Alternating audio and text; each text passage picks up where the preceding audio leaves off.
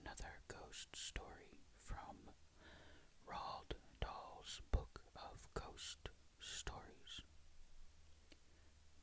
Just a reminder, these are not ghost stories written by Roald Dahl. These are stories written by other authors that Roald Dahl has collected into one book. Today I am reading Afterward by Edith Wharton. Also, this story is longer than any of the other stories in this book so far, so this will be a two-parter. I'm only reading the first half of the story in this video. Okay, this is Afterward by Edith Wharton. Oh, there is one, of course, but you'll never know it. The assertion, laughingly flung out 6 months earlier in a bright June garden, came back to Mary Boyne with a new perception of its significance as she stood in the December dusk, waiting for the lamps to be brought into the library. The words had been spoken by their friend, Alida Stair, as they sat at tea on her lawn at Pangbourne, in reference to the very house of which the library in question was the central, the pivotal feature. Mary Boyne and her husband, in quest of a country place in one of the southern or southwestern counties, had, on their arrival in England, carried their problem straight to Alida Stair, who had successfully solved it in her own case. But it was not until they had rejected, almost capriciously, several practical and judicious suggestions that she threw out. Well, there's Ling in Dorsetshire. It belongs to Hugo's cousins, and you can get it for a song. The reason she gave for its being obtainable on these terms, its remoteness from a station, its lack of electric light, hot water pipes, and other vulgar necessities, were exactly those pleading in its favor with two romantic Americans perversely in search of the economic drawbacks which were associated, in their tradition, with unusual architectural felicities. I should never believe I was living in an old house unless I was thoroughly uncomfortable, Ned Boyne, the more extravagant of the two, had jocosely insisted.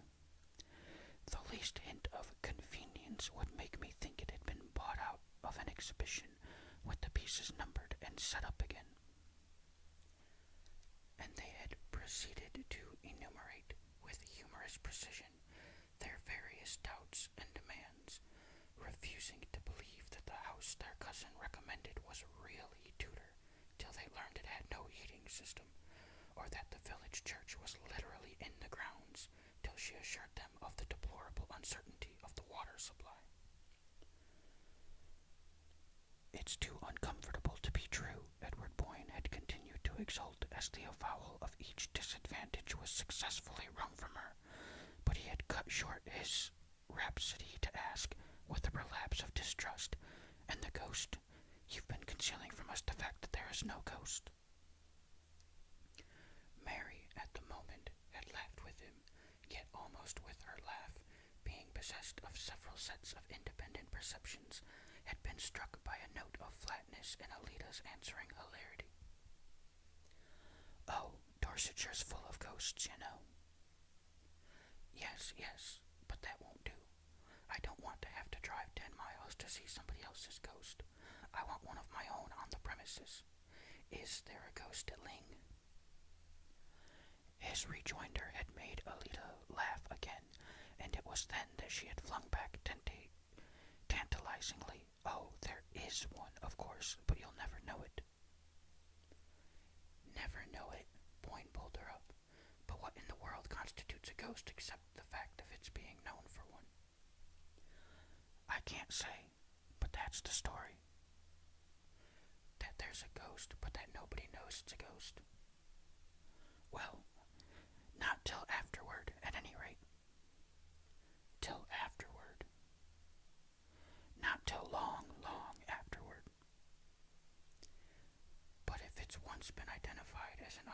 visitant, why hasn't its signalement been handed down in the family? How has it managed to preserve its incognito?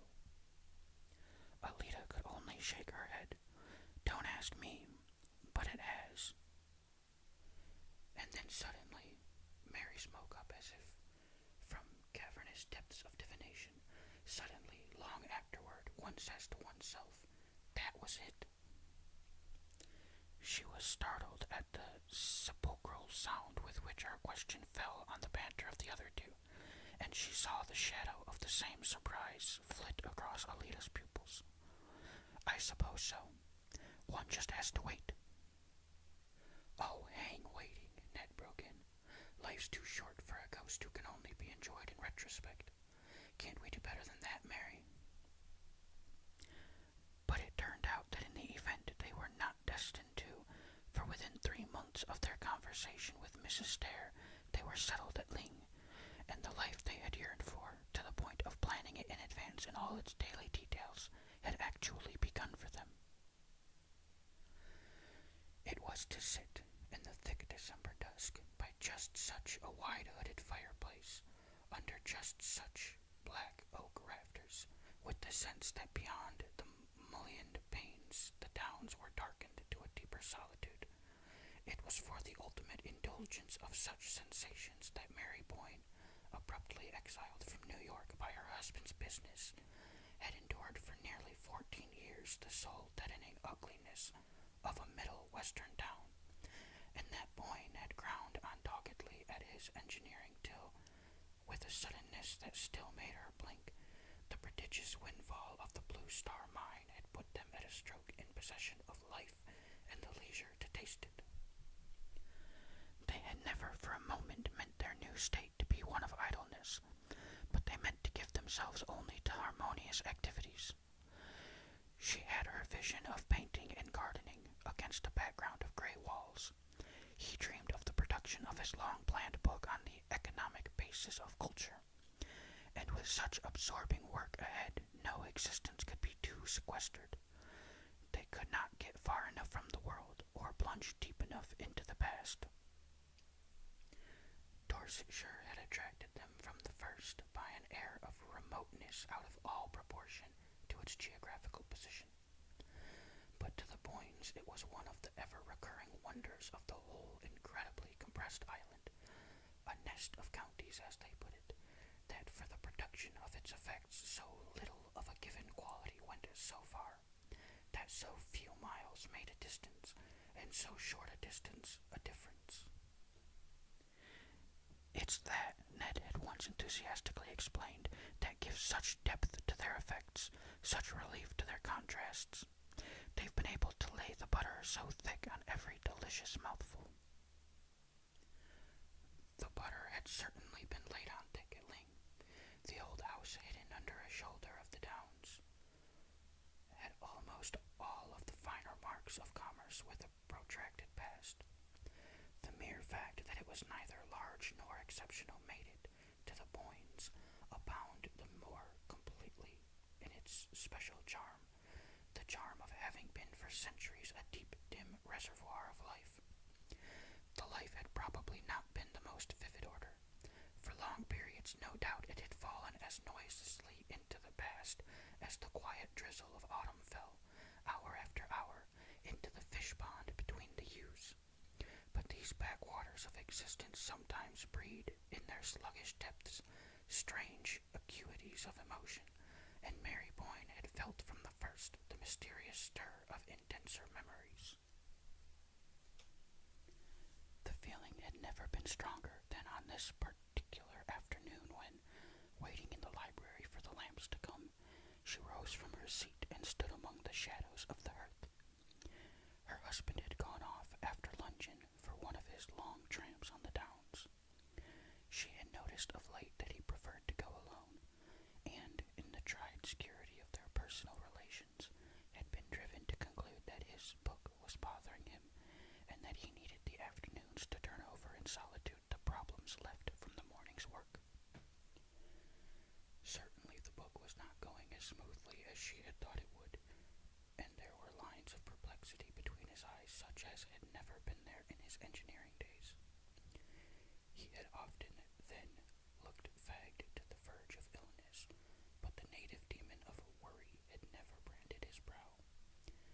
Yet the few pages he had so far read to her, the introduction and a summary of the opening chapter, showed a firm hold on his subject and an increasing confidence in his powers.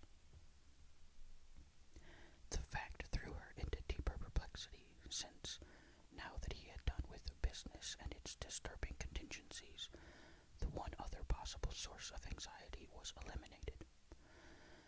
Unless it were his health then, but physically he had gained, since they had come to Dorsetshire, grown robuster, ruddier, and fresher-eyed. It was only within the last week that she had felt in him the undefinable change which made her restless in his absence, and as tongue-tied in his presence, as though it were she who had a secret to keep from him.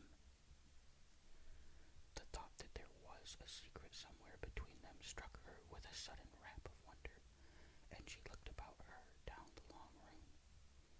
Can it be the house? She mused. The room itself might have been full of secrets. They seemed to be piling themselves up as evening fell, like the layers and layers of velvet shadow dropping from the low ceiling, the rows of books, the smoke-blurred sculpture of the hearth. Why, of course, the house is haunted, she reflected.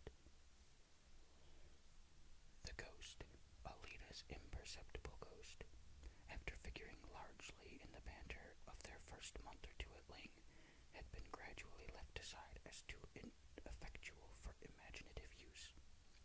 Mary had, indeed, as became the tenant of a haunted house, made the customary inquiries among her rural neighbors, but beyond a vague, "They do say so, ma'am," the villagers had nothing to impart.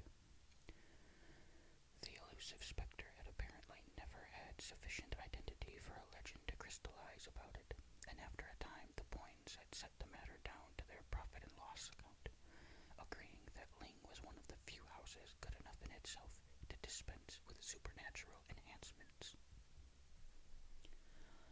And I suppose, poor ineffectual demon, that's why it beats its beautiful wings in vain in the void, Mary had laughingly concluded.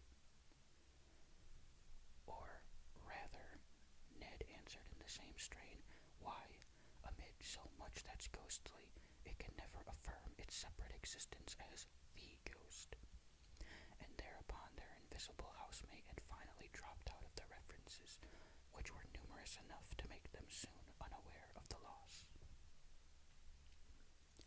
Now, as she stood on the hearth, the subject of their earlier curiosity revived in her with a new sense of its meaning, a sense gradually acquired through daily contact with the scene of the lurking mystery.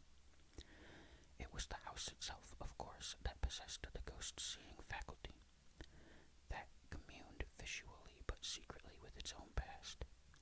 If one could only get into close enough communion with the house, one might surprise its secret and acquire the ghost sight on one's own account. Perhaps in his long hours in this very room, where she never trespassed till the afternoon, her husband had acquired it already, and was silently carrying about the weight of whatever it had revealed to him. Mary was too well versed in the code of the spectral world not to know that one could not talk about the ghosts one saw. To do so was almost as great a breach of taste as to name a lady in a club. But this explanation did not really satisfy her. What, after all, except for the fun of the shudder, she reflected, would he really care for any of their old ghosts? And thence she was thrown back once more on the fundamental dilemma, the fact that one's greater or less susceptibility to spectral influences had no particular bearing on the case, since, when one did see a ghost at Ling, one did not know it. Not too long afterward, Alida Stair had said, "Well, supposing Ned had seen one when they first came, and had known only within the last week what had happened to him." More and more under the spell of the hour, she threw back her thoughts to the early days of their tenancy, but at first only to recall a lively confusion of unpacking, settling, arranging of books,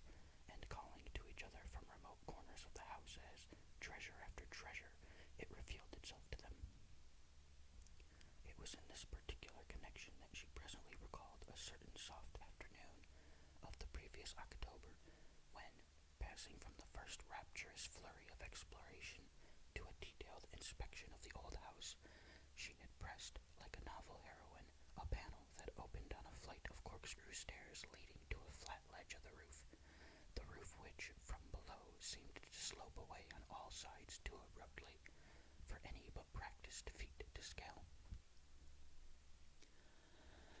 The view from this hidden coign was enchanting, and she had flown down to snatch Ned from his papers and give him the freedom of her discovery.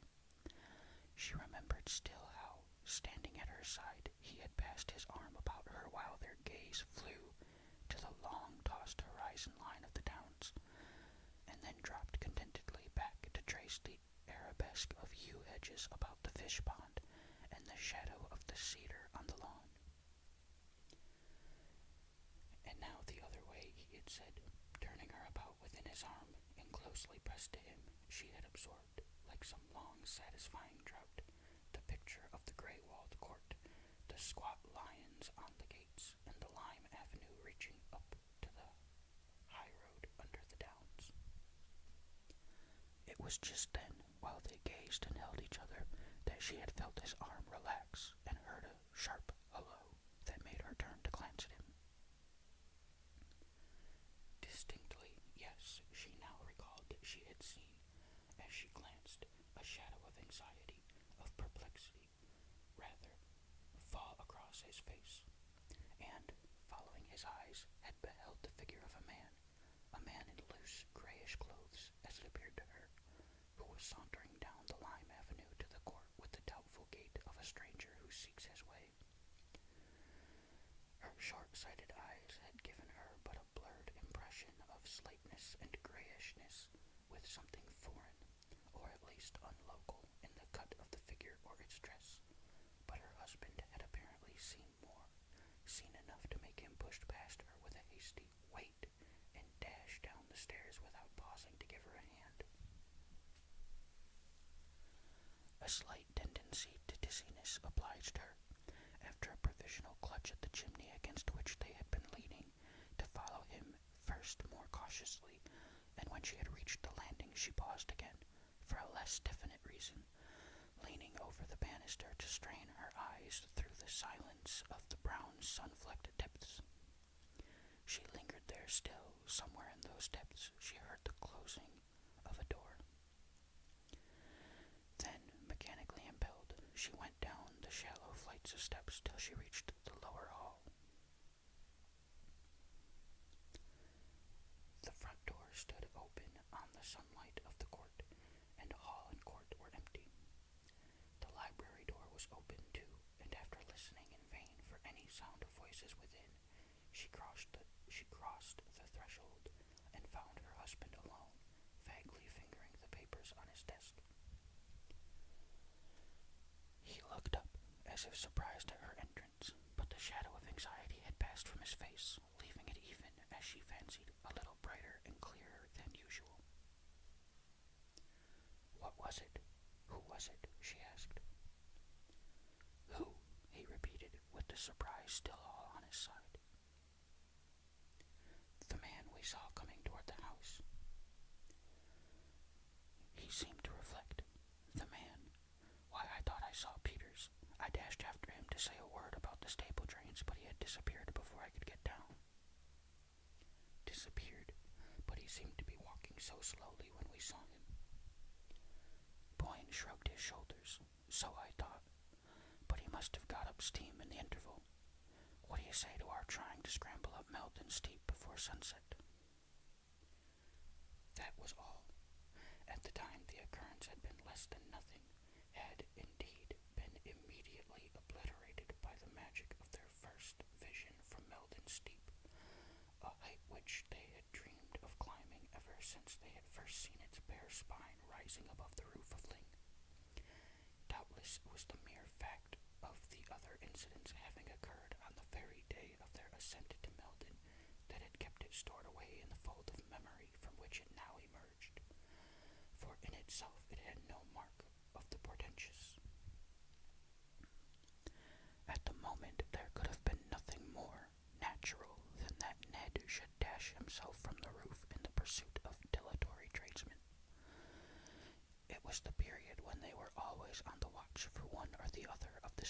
guests employed about the place, always lying in wait for them and rushing out at them with questions, reproaches, or reminders. And certainly in the distance the gray figure had looked like Peter's. Yet now, as she reviewed the scene, she felt her husband's explanation of it to have been invalidated by the look of anxiety on his face. Why had the familiar appearance of Peter's made him anxious? Why, above all, if it was such prime necessity to confer with him on the subject of the stable trains, had the failure to find him produced such a look of relief? Mary could not say that any one of these questions had occurred to her at the time, yet, from the promptness with which they now marshaled themselves at her summons, she had a sense that they must all along have been there, waiting their hour. Part 2. Weary with her thoughts, she moved to the window. The library was now quite dark, and she was surprised to see how much faint light the outer world still held. As she peered out into it across the court, a figure shaped itself far down the perspective of bare limes. It looked a mere blot of deeper gray in the grayness, and for an instant as it moved toward her, her heart thumped to the thought, "It's the ghost." She had time, in that long instant, to feel suddenly that the man of whom, 2 months earlier, she had had a distant vision from the roof, was now, at his predestined hour, about to reveal himself as not having been Peter's, and her spirit sank under the impending fear of the disclosure. But almost with the next tick of the clock, the figure, gaining substance and character, showed itself even to her weak sight as her husband's, and she turned to meet him as he entered with the confession of her folly.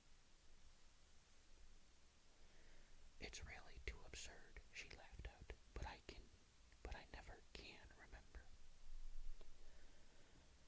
"Remember what?" Boyne questioned as they drew together. "That when one sees the Ling ghost, one never knows it." Her hand was on his sleeve, and he kept it there, but with no response in his gesture or in the lines of his preoccupied face. "Do you think you'd seen it?" he asked, after an appreciable interval. "Why, I actually took you for it, my dear, in my mad determination to spot it." "Me, just now?" His arm dropped away, and he turned from her with a faint echo of her laugh. "Really, dearest, you'd better give it up, if that's the best you can do." "Oh yes, I give it up. Have you?" she asked, turning round on him abruptly. The parlor maid had entered with letters and a lamp, and the light struck up into Boyne's face as he bent above the tray she presented. "Have you?"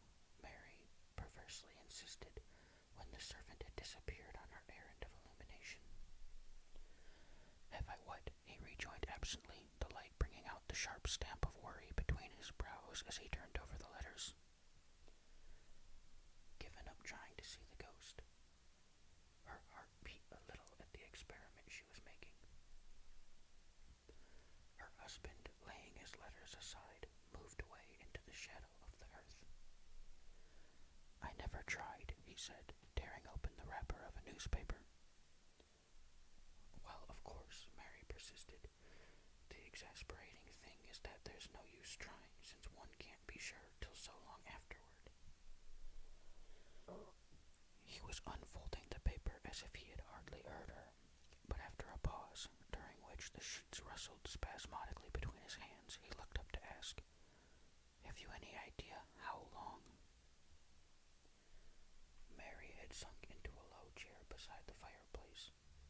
From her seat she glanced over, startled at her husband's profile, which was projected against the circle of lamplight. "No, none. Have you?" she retorted, repeating her former phrase with an added stress of intention. Boyne crumpled the paper into a bunch, and then, inconsequently, turned back with it toward the lamp. "Lord, no. I only meant," he explained,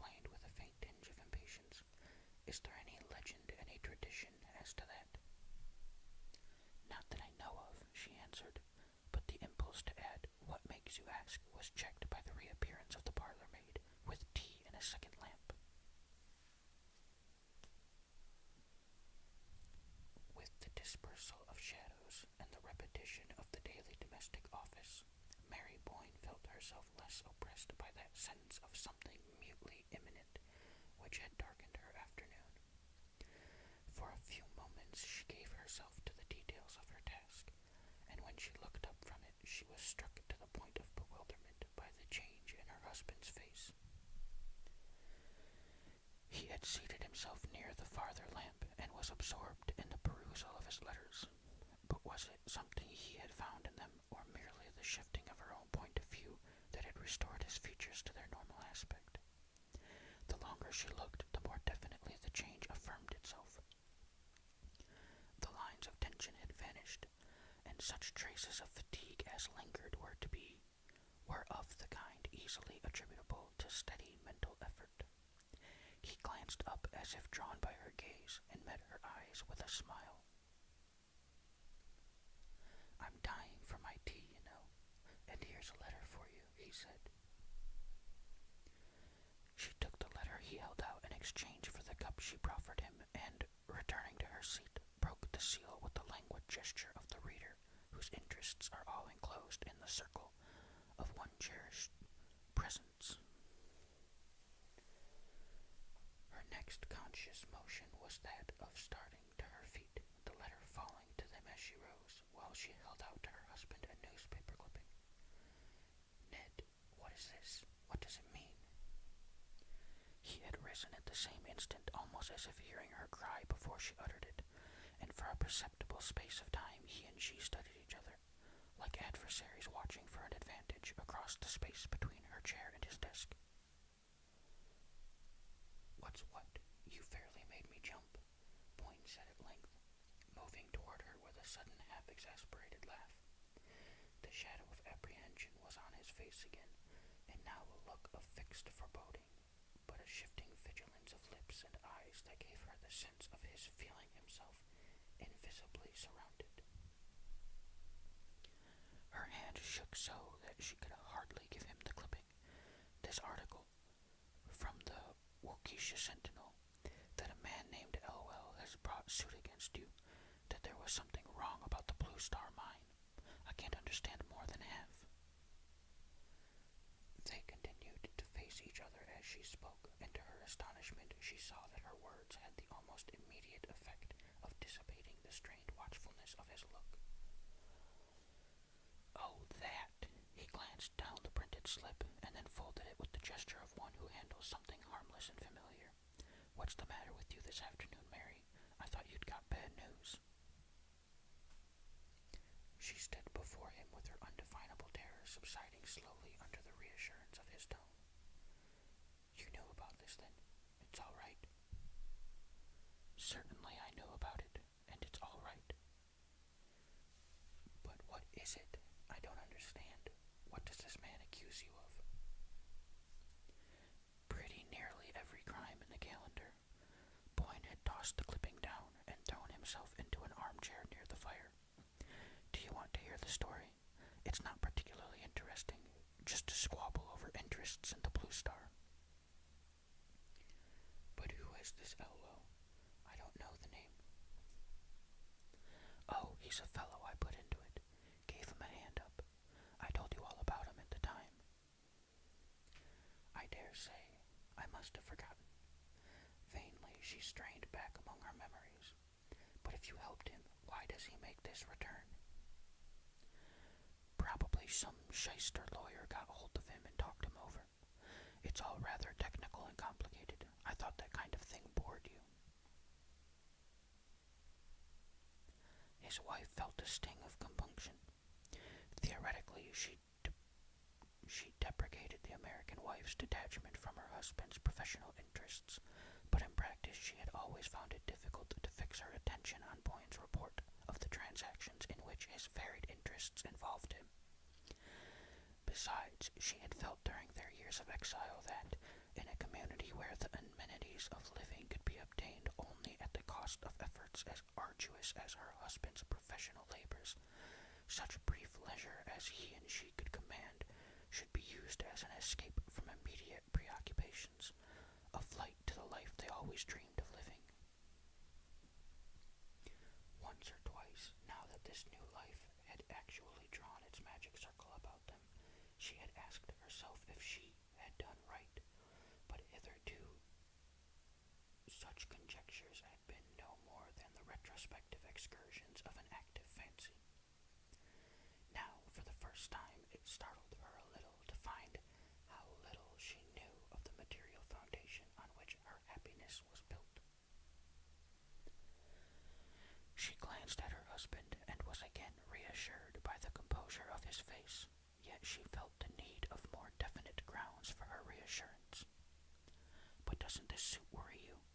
Why have you never spoken to me about it?